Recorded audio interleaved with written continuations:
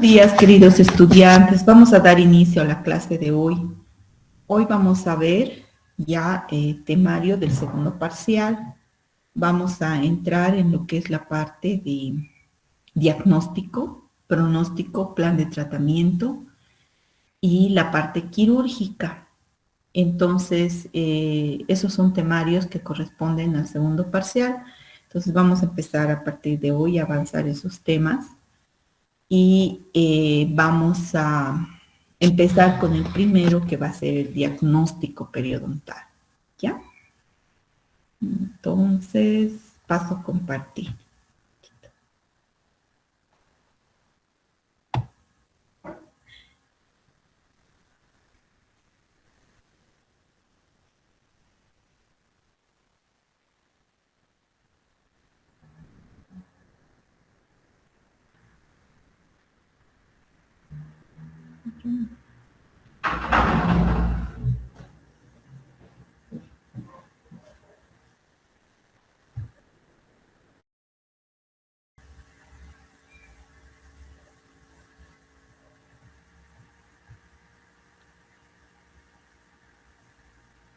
Bien, chicos, se ve la presentación, dice diagnóstico clínico periodontal. Sí, doctorita, sí se ve. Gracias, Gabriel. Bueno, entonces empezamos. Un ratito.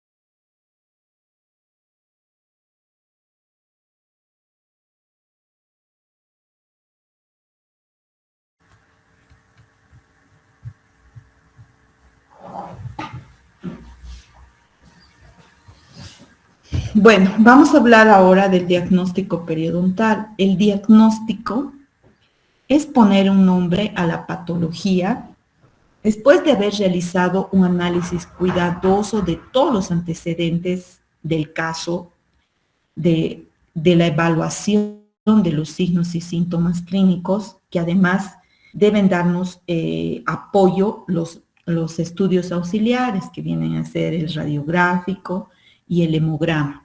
Entonces, el diagnóstico clínico se va a realizar después de realizar la historia clínica. Va a ser la última parte o el último eslabón, si quieren, de la cadena que se realiza en la historia clínica, involucrando el motivo de consulta, los antecedentes familiares, los antecedentes patológicos del paciente, también los antecedentes dentales, los antecedentes periodontales que tenga el paciente, todos esos pasos que hemos hecho en la anamnesis de la historia clínica, entrando en el examen clínico del paciente. Entonces, en el examen clínico del paciente, nosotros vamos a ver los tejidos periodontales, vamos a ver la pieza dentaria, si tiene movilidad, si no tiene movilidad, y luego recién vamos a emitir un diagnóstico clínico. Entonces, el diagnóstico clínico es ponerle un nombre a lo que tiene el paciente. Este diagnóstico clínico siempre se va a realizar en 2 visitas. Una primera visita que va a ser la valoración general del paciente. Los antecedentes médicos, los antecedentes dentales, exámenes radiográficos que vamos a realizar, modelos de estudio, fotografías, la revisión del examen inicial del paciente. Y en la segunda visita vamos a hacer a detalle el examen bucal, el examen de los dientes e implantes y el examen del periodonto. Entonces, una vez que hemos tenido esa revisión del examen inicial, vamos a ver los auxiliares de laboratorio para emitir un diagnóstico clínico. Entonces, el diagnóstico clínico, como ven, no es fácil. necesita que ustedes tengan un criterio clínico y un conocimiento de los signos y síntomas de las diferentes patologías que van a ver en boca, ¿no? Por eso es que necesitamos primero tomar en cuenta la historia clínica del paciente para luego poder iniciar el tratamiento en el paciente, ¿no? En la clínica les mandamos a hacer por eso primero la historia clínica del paciente para luego determinar qué pasos va a seguirse en el paciente. En el diagnóstico clínico, en la primera visita, ustedes van a valorar en general al paciente. No solo van a valorar el estado sistémico, no solo van a poner paciente SPA sin patología aparente, sino que también van a hacer una valoración mental y emocional de su paciente. Necesitan ustedes determinar si ese paciente está apto psicológicamente para recibir el tratamiento que ustedes le van a hacer. También tienen que ver si el paciente está emocionalmente estable, porque hay pacientes que, por ejemplo, si están emocionalmente muy deprimidos o decaídos, ustedes le van a poner anestesia, aunque sea tópica, y le van a hacer el tratamiento, el paciente se va a sentir mal, se va a sentir más deprimido y no va a poder soportar el tratamiento, aunque sea simple que ustedes le vayan a hacer. Entonces tienen que hacer una valoración general del paciente para poder tratar al paciente. En los antecedentes médicos, ustedes tienen una historia clínica en la que prácticamente están todos los sistemas que tiene el paciente, ¿no? Entonces, tenemos que tomar en cuenta que la patología sistémica va a tener incidencia o va a incidir en las patologías periodontales.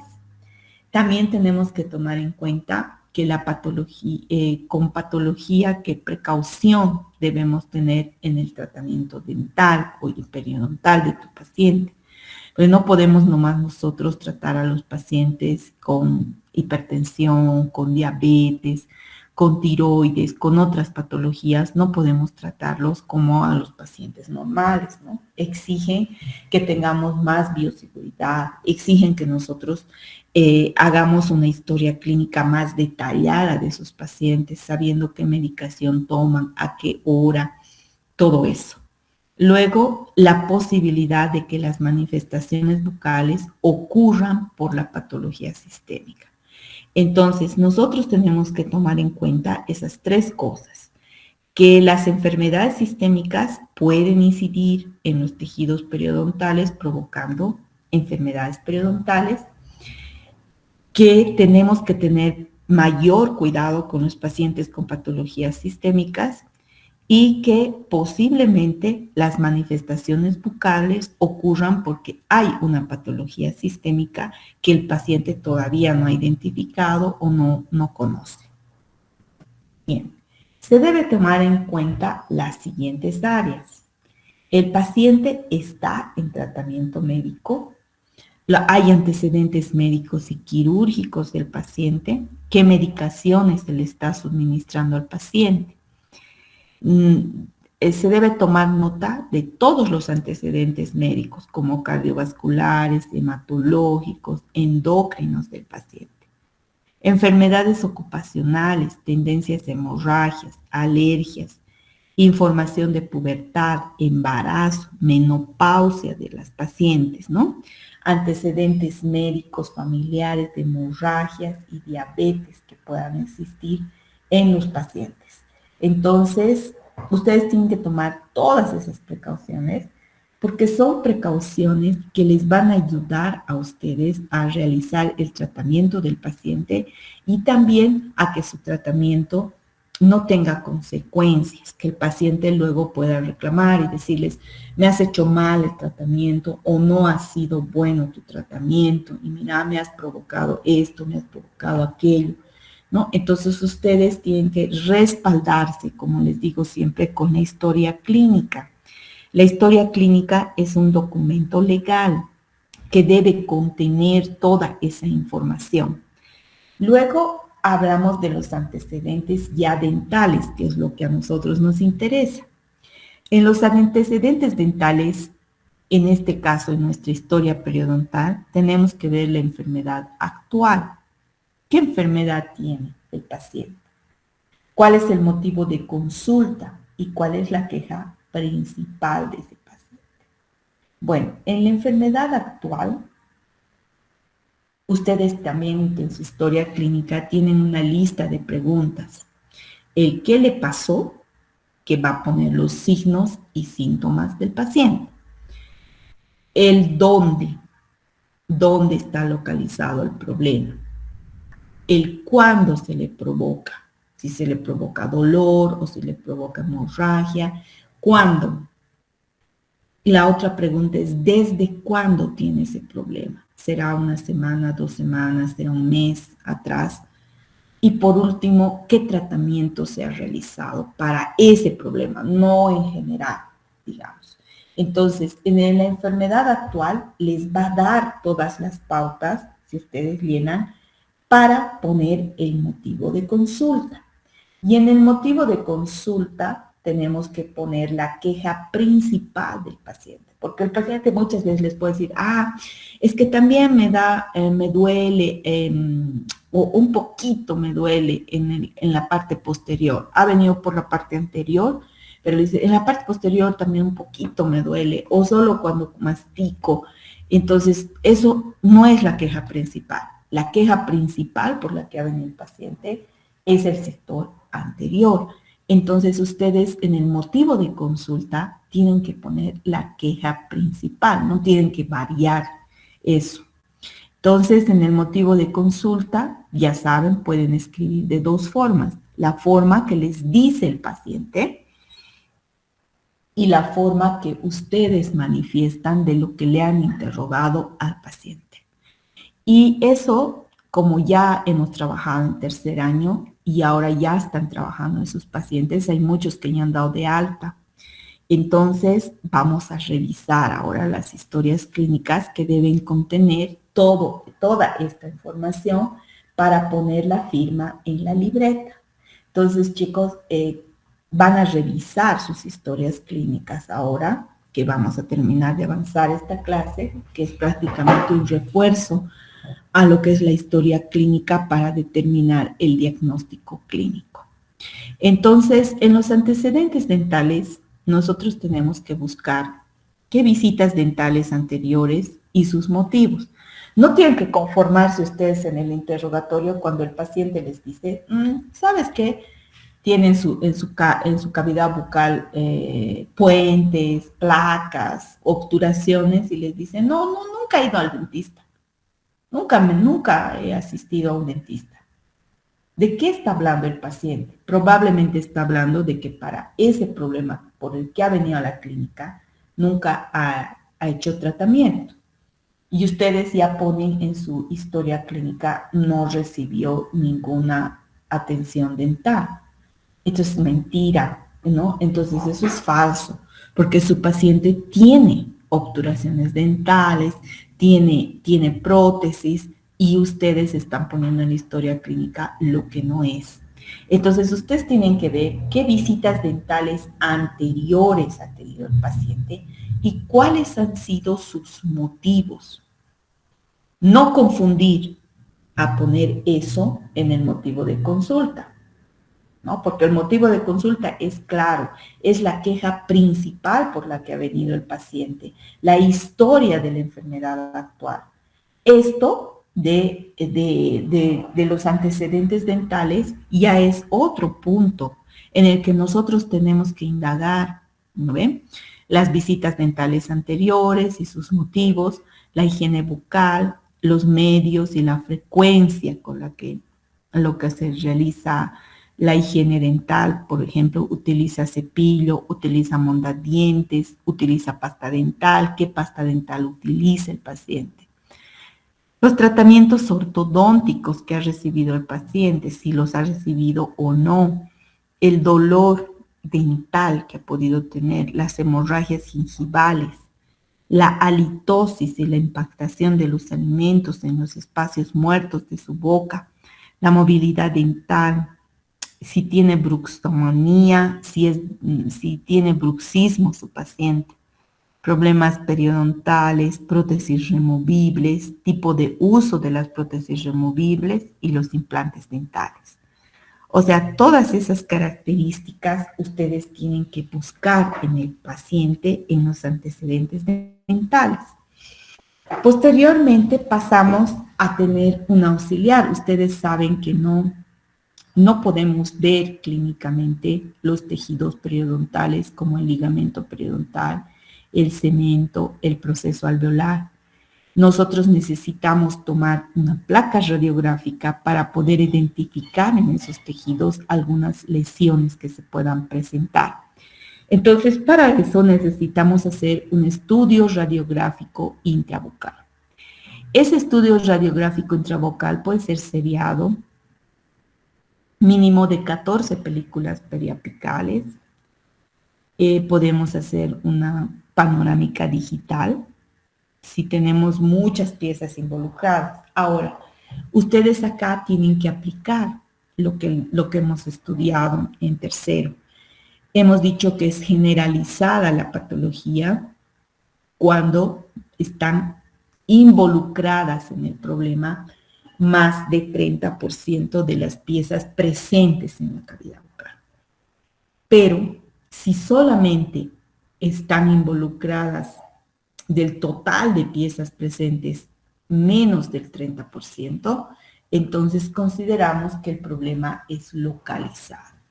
Entonces nosotros, si tenemos una patología generalizada, pues tendremos que poner una radiografía panorámica para que se vea la totalidad de las piezas dentarias y podamos hacer un análisis minucioso de lo que está pasando en la boca de ese paciente. Pero si solo es localizado el problema, hacemos una radiografía seriada. Mínimo, dice, 14 películas periapicales, pero eso es en la patología periodontal generalizada. Si es localizado, podemos hacer unas 3, 4 películas radiográficas en el sector inferior. La radiografía periapical que se utiliza en periodoncia es la vertical para el sector anterior y la horizontal para el sector posterior. Entonces, ustedes tienen que tomar a ese paciente radiografías horizontales en el sector posterior. No se admiten radiografías horizontales en el sector anterior porque no vamos a llegar a ver lo que queremos ver en periodoncia, que es la parte del hueso, la parte relacionada con los conductos o con los tejidos nerviosos. Esas cosas que queremos ver en periodoncia no vamos a lograr ver con esta radiografía. Bien. En el diagnóstico clínico tenemos esto, la primera visita. Fíjense ustedes, hacemos la toma radiográfica, puede ser la radiografía panorámica o puede ser las radiografías seriadas periapicales. Si se fijan, en el sector posterior siempre son horizontales, en el sector anterior son verticales. Luego tomamos los modelos de estudio. Los modelos de estudio nos sirven para determinar la posición del margen gingival, si hay recesión gingival, si hay agrandamiento gingival. También nos sirven para ver inclinaciones de los dientes, charlas con el paciente, comparación de lo que le está pasando antes y después, igual que en los tratamientos ortodónticos. Las fotografías que utilizamos en la actualidad, porque todos tenemos un celular que puede registrar en la cámara la fotografía, entonces hacemos un registro, una evaluación de la recepción de los frenillos y la posición que tienen los frenillos, ¿no? Hacemos la revisión del examen inicial de emergencia inmediata y la urgencia. Aquí ustedes tienen que saber diferenciar lo que es una emergencia y lo que es una urgencia, ¿ya? Normalmente conocemos estas dos terminologías como una sola, ¿no ve? Tenemos que, ay, es urgente, es una emergencia, es urgente que lo atendamos, ¿no? Así hablamos. Pero hay una diferencia entre lo que es la emergencia y lo que es la urgencia. En la emergencia, el tratamiento tiene que ser inmediato. No pueden esperar, no pueden medicar al paciente, no pueden hacerlo esperar al paciente. Porque en una emergencia siempre va a haber dolor, va a haber molestia, va a haber decaimiento del paciente, ¿no? La emergencia siempre se va a dar cuando ha habido algo grave, algo que ha roto, digamos, la rutina del paciente. Entonces, generalmente en boca van a ser formación de abscesos, dolores, fracturas, golpes que ha recibido el paciente por los que hay movilidad dentaria o que ha sacado el diente del alveolo. Esos casos van a ser de emergencia. Entonces nosotros, después de hacer el interrogatorio, ver si el paciente está enfermo o no, cuál ha sido el motivo de consulta, etcétera, vamos a hacer una revisión de ese paciente. Y el paciente nos va a decir, ah, sí, es que me duele aquí, me duele, me molesta en este sector, así. Ya, entonces nosotros revisamos y determinamos si se trata de una urgencia o de una emergencia. Si se trata de una emergencia, ese momento tenemos que abrir. Es un absceso, le está doliendo al paciente, tenemos que abrir, tenemos que drenar, tenemos que trabajar ese rato, ya sea en una endodoncia o en un drenaje de absceso nada más. Entonces, lo que tenemos que hacer es abrir el problema, limpiar, ¿no? Entonces, hacemos una revisión inicial y determinamos si es una emergencia. Si es una urgencia, el paciente puede esperar. ¿Qué quiere decir eso? Que nosotros podemos limpiar, digamos, la cavidad, podemos hacer un curetaje si se trata de encía, medicar al paciente, darle medicación y darle una cita, una segunda cita para volver a hacer la limpieza de esa cavidad o de ese curetaje que hemos hecho. Entonces hay una urgencia, sí, de tratar la lesión. Tampoco lo podemos mandar así nomás al paciente hasta la segunda cita, sino que tenemos que hacer ese tratamiento, medicar y luego darle una segunda cita al paciente para resolver el problema. ¿Ok? Luego hacemos el examen bucal. En el examen bucal vemos la higiene bucal, el olor bucal, el fetor oris o halitosis, que dicen normalmente las personas mayores, fetor o exoris o halitosis, que se puede presentar en los pacientes. Hacemos un examen de la cavidad bucal, vemos los labios, piso de boca, lengua, paladar, la región orofaringea, la saliva. De la saliva vemos la cantidad y la calidad de saliva. El examen de ganglios linfáticos, hacemos el examen de la cabeza y del cuello. La segunda visita, vemos las enfermedades también que se pueden presentar de desgaste en las superficies de los dientes. Pueden existir diferentes tipos de pérdida de sustancia dentaria.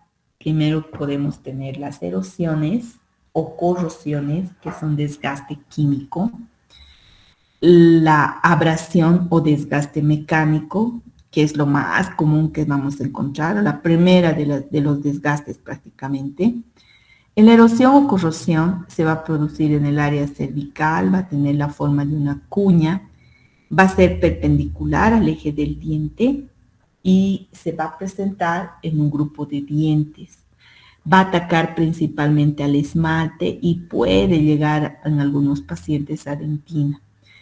Y esto se va a producir también por una descalcificación por ácidos, ¿no? Los pacientes, por ejemplo, que van a tener este desgaste van a ser pacientes que están acostumbrados a chupar el limón o mascar el limón, pacientes que mastican también coca, mastican tabaco.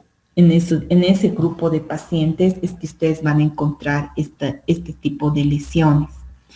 La abrasión es más común, se va a presentar en todo tipo de pacientes que tengan mordida vis a vis, que tengan bruxomanía, quiere decir apretamiento, rechinamiento de los dientes, y también en los pacientes que tengan bruxismo, ¿no? Entonces vamos a ver un desgaste en forma de palillos o cuñas en el cemento y en la dentina de la raíz, alrededor de la unión amelocementaria, y también se va a dar esto por el cepillado, ¿no? Fíjense ustedes. Ahí van a ser los sitios en los que el paciente va a hacer el desgaste. El otro desgaste es la trisión. La trisión es un desgaste funcional de los dientes que hace una faceta de desgaste.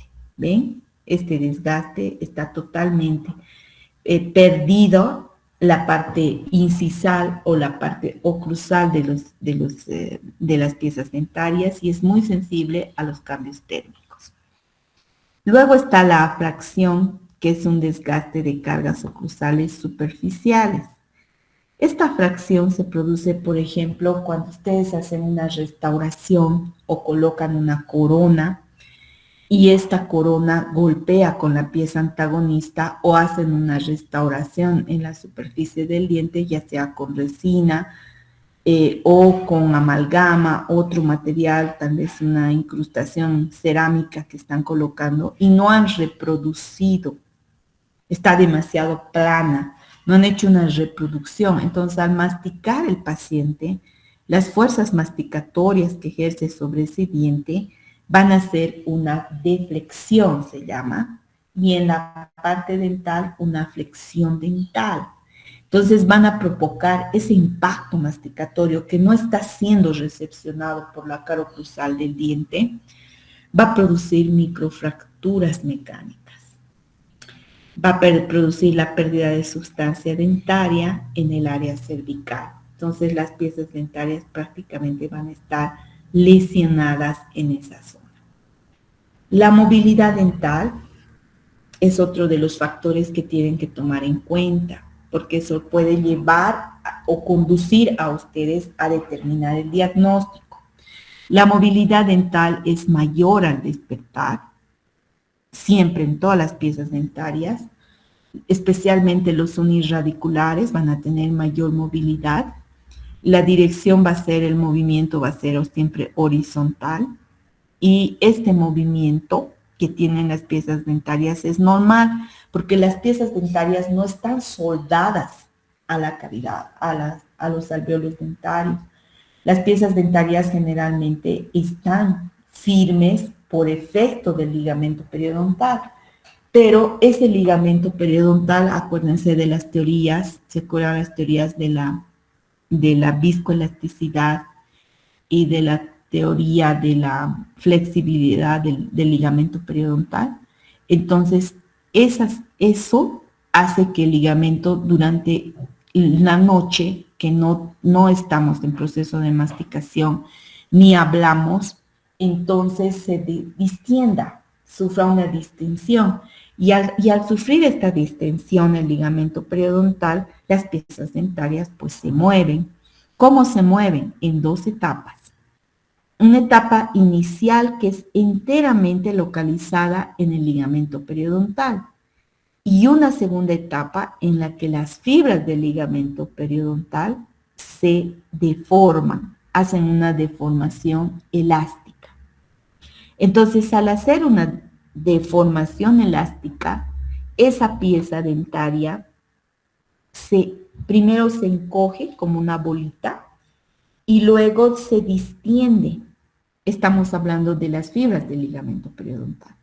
Entonces, en ese proceso en la que se está encogiendo la fibra y distendiendo, es que se va a dar la movilidad dentaria de las piezas. Las piezas van a bailar dentro del alvéolo prácticamente, por esa distensión de las fibras. Entonces, este movimiento va a originar la movilidad de la pieza dentaria. La movilidad puede examinarse clínicamente colocando ustedes la parte posterior del espejo bucal, en la cara vestibular del diente, como observan, y el dedo en la parte posterior. Entonces ustedes van a hacer el movimiento de la pieza dentaria y ese movimiento de la pieza dentaria puede ser vestíbulo lingual, mesiodistal, y esto les va a provocar la deflexión o la movilidad de la pieza dentaria. La movilidad dental tiene grados, ¿no? Cuando la pieza dentaria se mueve en sentido vestíbulo lingual es un grado 1. Un grado 2 cuando es vestíbulo lingual mesiodistal, un grado 3 cuando es vestíbulo lingual mesiodistal y la pieza se intruye, entra dentro. Y la cuarta es cuando rota dentro del alveolo, ¿no? Entonces ustedes identifican y ponen especialmente, ¿dónde van a poner eso? En el periodontograma, en la cajita que está arriba. Ahí es donde tienen que poner la movilidad de la pieza dental. La movilidad dental ya es patológica. Esta movilidad que les he hablado aquí adelante, donde se va a dar los dos movimientos del ligamento periodontal, es una movilidad normal de la pieza dentaria porque no está funcionando, porque no tiene funcionalidad. Pero la movilidad dental de la pieza dentaria que nosotros clasificamos en grado 1, 2, 3 y 4 ya es patológica. Y esa movilidad patológica se va a dar por estos 6 factores. Puede darse por pérdida de soporte dental, por trauma de oclusión, por inflamación, por cirugías periodontales, por alteraciones hormonales y ciclos menstruales, menopausias, por procesos patológicos en los maxilares. Entonces, la movilidad dental siempre va a ser patológica ya y se va a dar por esos factores etiológicos, podríamos decir, de la movilidad dental. La migración patológica de los dientes ya también entra en el campo patológico. En este caso, los dientes se mueven, pero no se mueven en grado 1, 2 y 3 y 4, sino se van a mover hacia los espacios vacíos o diastemas que tenga el paciente, o van a provocar más bien diastemas. Cuando haya pérdida de las piezas dentarias, los dientes van a ir moviéndose hacia el lado donde está vacío el espacio, fíjense, ¿no? La migración patológica de estos dientes se va a dar por fuerzas anormales, por empuje lingual, por contactos prematuros posteriores, ¿no? O pérdida de las piezas posteriores donde no va a haber contactos. Entonces eso va a hacer que la pieza dentaria migre hacia el espacio vacío. Y en caso de que el paciente tenga enfermedad periodontal, esto se va a notar más porque va a formar, como en la foto que están viendo, unos espacios, diastemas. Prácticamente esto porque el tejido que soporta las piezas dentarias está inflamado. ¿Cuál es? El ligamento, el cemento, el hueso. ¿Ya? Entonces,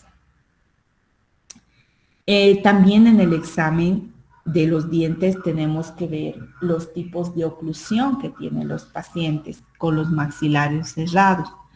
No hemos ordenado nosotros este examen clínico en su historia clínica. Ustedes tienen que hacer la revisión del sector posterior buscando la llave de Angle y en el sector anterior tienen que ver en boca cerrada, como dice acá, los contactos que tienen las piezas dentarias o la oclusión. Entonces, cuando revisamos oclusión, siempre tenemos que ver alineación de los dientes, qué dientes están extruidos y cuáles son sus contactos proximales. Entonces, en función a eso, nosotros podemos encontrar una sobremordida, una mordida abierta y una mordida cruzada. Cuando hablamos de sobremordida o encontramos prácticamente la sobremordida, entonces nosotros podemos tener estos 5 problemas periodontales. Podemos tener intrusión de los dientes, impactación de los alimentos, inflamación gingival, gingivitis, agrandamiento gingival y bolsas periodontales. Si encontramos que el paciente tiene mordida abierta, podemos encontrar lo contrario: extrusión de las piezas dentarias, gingivitis y acumulación de restos de alimentos. Y si encontramos una mordida cruzada, podemos encontrar trauma oclusal, impactación de alimentos, separación de dientes inferiores y patologías gingivoperiodontal. Entonces, vean ustedes qué importante es hacer el examen de la oclusión del paciente para llegar al diagnóstico.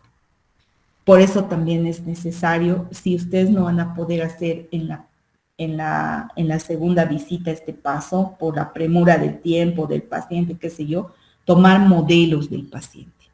Y entonces en los modelos del paciente, analizar la oclusión del paciente para poder hacer el plan de tratamiento. Entonces, la oclusión del paciente en el sector anterior nos va a dar pautas para llegar al diagnóstico de qué le está pasando al paciente. Luego tenemos que hacer el examen del periodonto. En el examen del periodonto tenemos que ver la cantidad de placa y cálculo que tiene el paciente. Tenemos que revisar la encía, los 3 tipos de encía: encía marginal, papilar, adherida.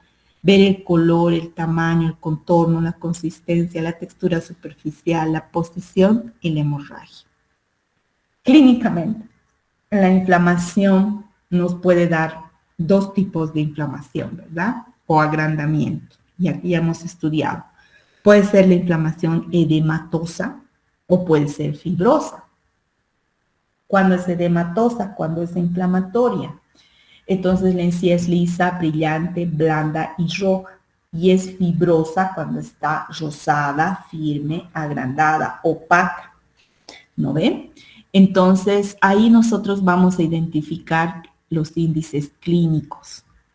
Vamos a buscar el índice clínico de Lowe y de Slines, el índice hemorrágico del surco gingival que está en su historia clínica para ver el grado de hemorragia que tiene el paciente y de acuerdo a eso determinar si es agudo, si es moderado o si es avanzado, ¿no? Vamos a determinar cómo es: leve, moderado, avanzado en el paciente de acuerdo al grado de hemorragia que tenga el paciente. Entonces ahí ustedes tienen que jugar con las características clínicas normales de la encía y las características patológicas de la encía. En un caso de gingivitis van a tener alteraciones solamente del color, forma, tamaño, ¿no? En cambio, en un caso de periodontitis, ustedes ya van a tener avance del problema a tejidos periodontales y ahí a ustedes van a tener estas características de diastemas, recesiones gingivales, agrandamientos gingivales.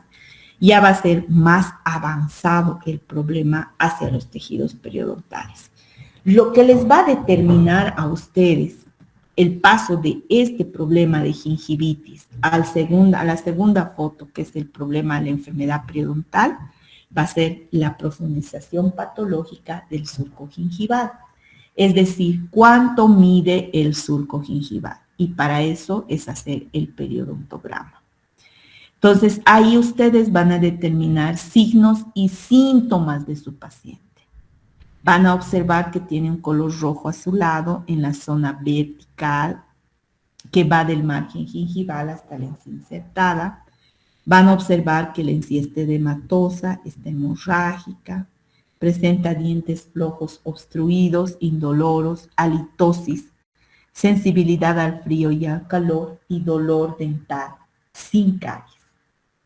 Entonces, fíjense ustedes cómo van a encontrar eso. Aquí también. Y eso ya nos va a dar una idea de que hay una bolsa. Ahora, la clasificación de las bolsas las hemos estudiado en tercero. Entonces, ustedes ya saben eso, que las bolsas pueden clasificarse en simples, compuestas, complejas. Las bolsas pueden ser supraóseas, infraóseas, hablando de las bolsas verdaderas, las que se miden dentro del surco gingival. Pero pueden haber pseudobolsas o bolsas falsas, que son las provocadas por el agrandamiento gingival. Entonces hacen ese recuerdo para hacer el sondaje y nos acordamos de las profundidades del surco gingival, ¿no? El 0, la profundidad normal, la histológica 1.2 a 1.5, la fisiológica 1.5 a 1.8, la clínica o de sondaje de 2 a 3 milímetros, ¿no? Entonces vean ustedes ahí la introducción, la técnica de sondaje en los 3 puntos en caras libres y 2 puntos en caras proximales, ¿no? Para poner en el periodontograma. Es necesario determinar la cantidad de encía insertada que tenemos, porque de acuerdo a eso vamos a determinar si existe un agrandamiento gingival o si hay una recesión gingival. ¿Cómo vamos a medir eso? El ancho de la encía insertada es la distancia entre la unión mucogingival y la proyección sobre la superficie externa del fondo del surco gingival. Entonces, ustedes pueden determinar eso midiendo por fuera con su sonda periodontal. Digo por fuera porque en muchos pacientes la migración hacia apical de la encía ha sido muy grande y ha dejado descubiertos los cuellos. Aquí en este paciente que les he mostrado primero en su fotografía, fíjense, este paciente tiene recesiones gingivales. Maxilar superior, los 2 incisivos centrales han hecho recesión gingival porque la encía ha hecho una pérdida de adherencia muy grande. Entonces, ¿cómo pueden medir eso? Desde el límite amelocementario, donde debería estar la posición de la encía, hasta el margen de la encía. ¿Cuántos milímetros mide? Y eso lo van a hacer con la sonda periodontal por fuera. Entonces ahí debe estar unos 2 milímetros. Va a tener 2 rayitas la sonda periodontal. Eso se suma a la profundidad de la bolsa y nos da la pérdida de inserción. O sea, digamos 2 milímetros de recesión gingival y 4 milímetros de sondaje dentro del surco. Entonces tenemos 6 de profundidad de bolsa periodontal en esos pacientes. ¿De acuerdo? Entonces, eso es lo que se ve en este diagrama, porque estamos midiendo con rosado lo que entra a nuestra sonda dentro del surco. Y por encima del rosado vamos a medir la recesión que se ha dado en el paciente. ¿Sí? Así. ¿Ven? Por fuera medimos cuánto ha migrado la encía hacia apical de la pieza dentaria y luego introducimos la sonda y vemos cuánto mide dentro. Sumamos esas dos y determinamos la profundidad de bolsa. También tenemos que ver la supuración que tiene el paciente, ¿no? Ustedes ya tienen que determinar en su examen clínico si tiene o no tiene supuración el paciente y qué tipo de supuración tiene, porque cuando las bolsas periodontales son principalmente una periodontitis severa o avanzada, la profundidad de bolsa es grande y va a provocar la supuración del paciente, ¿no? Un absceso periodontal es una acumulación localizada de pus entre la pared gingival y la bolsa periodontal. Cuando hay esa pus, ya estamos en la formación de un absceso periodontal. Y los abscesos periodontales pueden ser agudos, crónicos, abscesos gingivales y periapicales. Los vamos a estudiar en más detalle en un tema que es precisamente absceso periodontal. Y vamos a ver cuál es la magnitud. Ahorita solo es para que hagan el examen clínico. Entonces, en ese examen clínico ustedes van a ver dónde está localizado el absceso. Está localizado solamente en encía, está localizado en tejidos profundos, está provocando una fístula. En la fístula tienen que ver hacia dónde va. Fíjense acá, por ejemplo, en este examen. Si ustedes colocan un conito o entran por la fístula, van a llegar a la pared lateral de la raíz. Entonces ahí se determina que es un absceso periodontal. Pero si solo se observa radiográficamente o solo está en la zona de la encía, es un absceso gingival que puede haberse producido porque el paciente ha masticado una semillita, porque se ha hurgado esa zona con un palito o con una aguja, o puede haberse formado por acumulación de restos de alimentos en el interior de la encía marginal o del saco periodontal. Entonces, eso les va a determinar ese drenaje, ¿ya?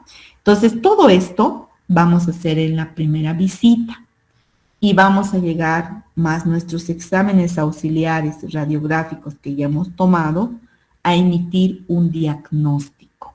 Entonces, en el diagnóstico vamos a decir, este paciente tiene una periodontitis crónica moderada.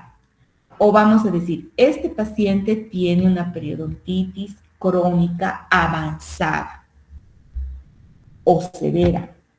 Entonces, de acuerdo a eso, vamos a ver qué es lo que tiene el paciente, de haber hecho el examen clínico, el periodontograma, haber hecho todos los exámenes y estudios clínicos que hemos visto, vamos a determinar qué tiene el paciente en boca. ¿Sí? Muy bien, chicos. Entonces, con eso me despido de este tema porque hemos hablado de diagnóstico periodontal y hemos visto, por ejemplo, que se relaciona mucho con la historia clínica que ustedes hacen cada día en la parte clínica. Entonces, a partir de ahora ya yo voy a tener más cuidado en hacerles la revisión de la historia clínica. También ya me estoy liberando de los chicos de tercero, ya van a entrar a la parte clínica de su experiencia la próxima semana, entonces ya voy a estar más para ustedes en el estudio o en el análisis de sus historias clínicas, que tienen que aprender, pues ni modo, así tenemos que pulir, digamos, ir puliendo, porque en tercero ustedes han hecho la parte gruesa, digamos, de la historia clínica, ¿no? Ahora tenemos que pulir esta parte delicada que va a ser el examen dental, el examen auxiliar o radiográfico.